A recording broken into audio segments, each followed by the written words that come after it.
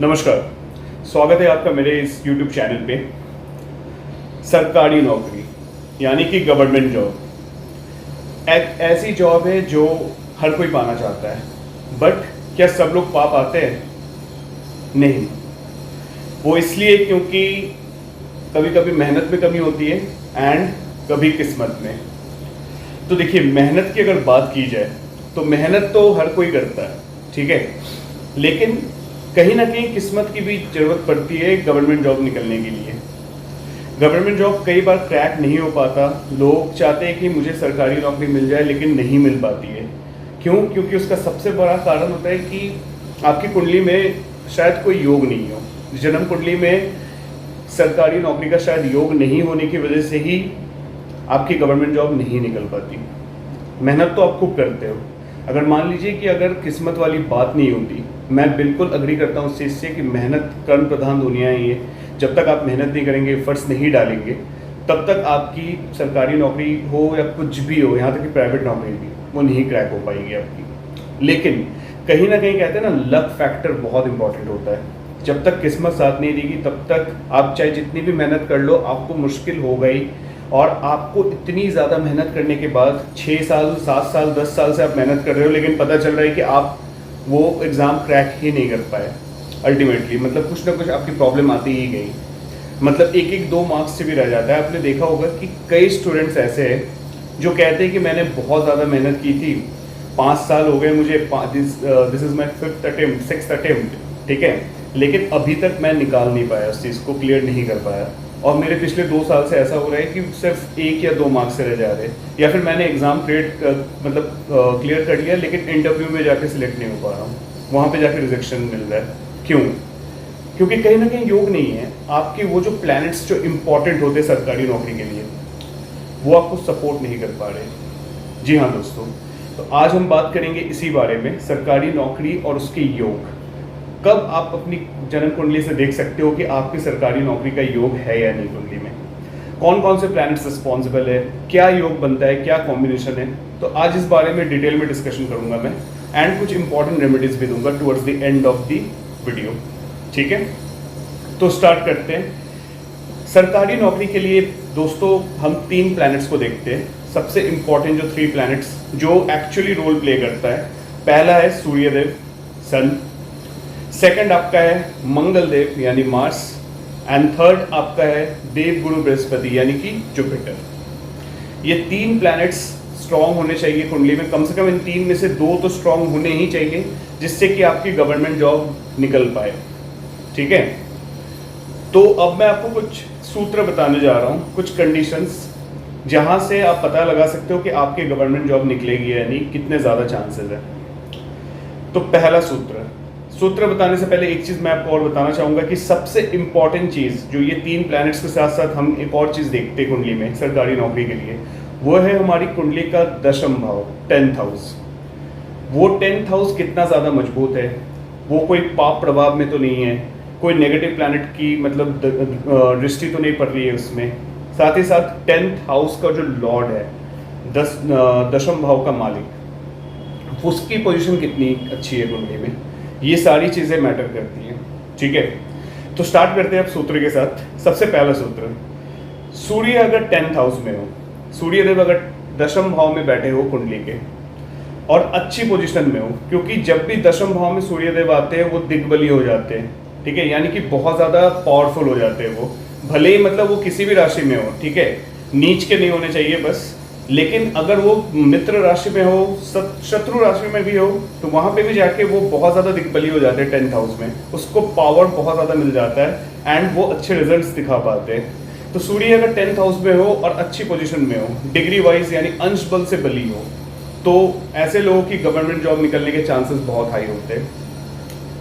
दूसरा सूत्र, अगर मंगल देव 10th हाउस में हो, ठीक है, और अच्छी पोजीशन में डिग्री वाइज स्ट्रांग हो, तो ऐसे लोगों की भी गवर्नमेंट जॉब निकलती है।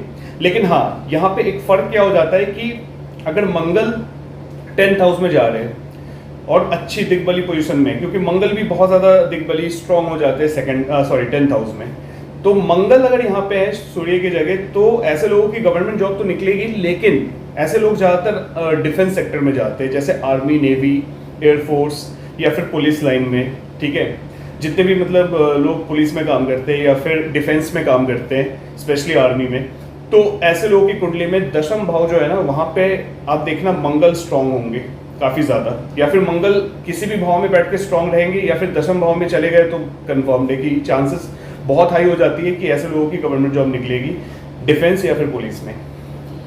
तीसरा सूत्र, अगर सूर्य और मंगल की कंजंक्शन यानी युति हो जाए 10th हाउस में, बहुत अच्छा, मतलब मैं तो बोलूँगा ये one of the best position मैं बोलूँगा गवर्नमेंट जॉब के लिए, मतलब सूर्य और मंगल अगर एक साथ आ जाते हैं कुंडली में, ठीक है। चौथा सूत्र, सूर्य और जुपिटर यानी गुरु, सूर्य गुरु की युति अगर किसी भी भाव में हो जाए, स्ट्रांग रहे दोनों डिग्री वाइज, और अगर 10th हाउस में हो जाए तो बहुत अच्छी चीज़ है, ये भी गवर्नमेंट जॉब निकलने के चांसेस बनाती है। पांचवा सूत्र, अगर 10th हाउस का लॉर्ड फर्स्ट हाउस में जाके बैठ जाए, यानी दशम भाव का मालिक, दशम भाव को मैं इसलिए कह रहा हूँ क्योंकि आपका कर्म भाव होता है, ठीक है, इससे हम अपने करियर को देखते हैं, करियर हाउस बोलते हैं इसको, और फर्स्ट हाउस क्या होता है, आप खुद होते हो, लगन आपका, ठीक है। अगर 10th हाउस का लॉर्ड फर्स्ट हाउस में जाके बैठ गया अच्छी पोजीशन में डिग्री वाइज, और 10th लॉर्ड मजबूत है, तो ऐसी कंडीशन में गवर्नमेंट जॉब निकलने के चांसेस बनते हैं।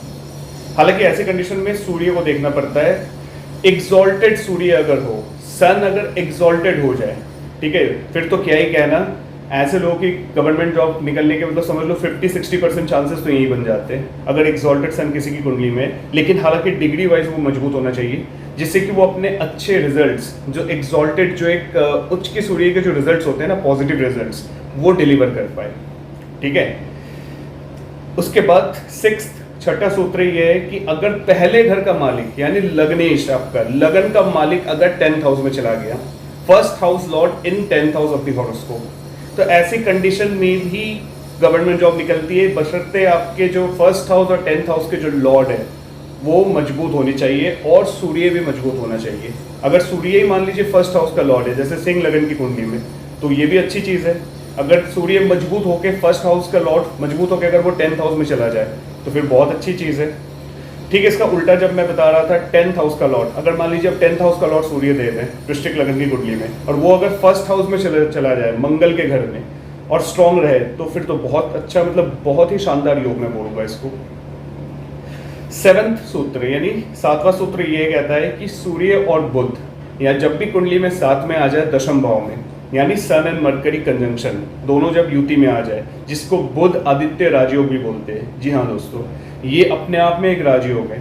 बुध आदित्य राजयोग अगर आपकी कुंडली के 10th हाउस में बन रहा है सन एंड मरकरी के द्वारा, तो ये भी कहीं ना कहीं राजयोग प्रदान योग है, और साथ ही साथ आपको गवर्नमेंट जॉब के लिए भी मतलब प्रेरित करता है, और आप गवर्नमेंट जॉब निकालते भी हो, बहुत इंपॉर्टेंट होता है।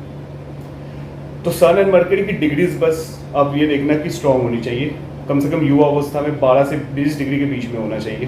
दोनों ही प्लैनेट्स अगर 12 से 20 डिग्री के अंदर है, तो सूर्य और बुध की जो बुध आदित्य राजयोग का जो प्रभाव है वो सबसे ज़्यादा मिल पाएगा। और 8वां और लास्ट सूत्र ये कहता है कि सूर्य और गुरु और मंगल तीनों अगर किसी भी भाव में, तीनों स्ट्रांग पोजीशन में आ जाए, दशम भाव में या यहाँ तक कि 6th हाउस में भी अगर सूर्य गुरु और मंगल तीनों की युति हो जाती है, तो ऐसे लोगों की भी गवर्नमेंट जॉब निकलने के 90% से ज़्यादा चांसेस होते हैं। तो हमारे लिए सबसे इम्पोर्टेंट क्या होता है कि सूर्य की पोजीशन, ठीक है, क्योंकि सूर्य को ग्रहों का राजा कहा जाता है, गवर्नमेंट को रिप्रेजेंट करता है ये, ठीक है। मंगल हमारे पावर को, पराक्रम को रिप्रेजेंट करता है, साहस। साथ ही साथ गुरु यानी जुपिटर हमारे बेसिकली समझ लो आप नॉलेज जब तक नहीं होगा तब तक आप निकाल नहीं पाओगे नॉलेज को। लक को भी बहुत रिप्रेजेंट करता है जुपिटर। तो नॉलेज, जहाँ पे नॉलेज हो, लक हो, साहस, पराक्रम हो, उसके अलावा नेम फेम देने वाला प्लैनेट सन हो, ठीक है, हार्ड वर्क हो, जहाँ पे इतनी सारी चीज़ें मिल रही है तो वहाँ गवर्नमेंट जॉब तो निकलेगा ही। तो इसलिए सन, मार्स एंड जुपिटर बहुत स्ट्रांग हो जाते हैं, बहुत इंपॉर्टेंट हो जाते हैं अगर सरकारी नौकरी की बात की जाए तो, ठीक है। तो ये थे इतने सारे सूत्र, इनमें से अगर कोई भी सूत्र आपकी कुंडली में मिल रहा है तो आप नीचे कमेंट करके जरूर बता सकते हो। उम्मीद करता हूँ आपको ये वीडियो काफ़ी अच्छी लगी हो तो please like share and subscribe जरूर करना मेरे चैनल को। एंड नीचे दिए गए इस नंबर पे आप कॉन्टैक्ट कर सकते हो अगर आपको अपनी कुंडली की एनालिसिस करवानी है तो। मिलते हैं अगली वीडियो में, तब तक के लिए नमस्ते।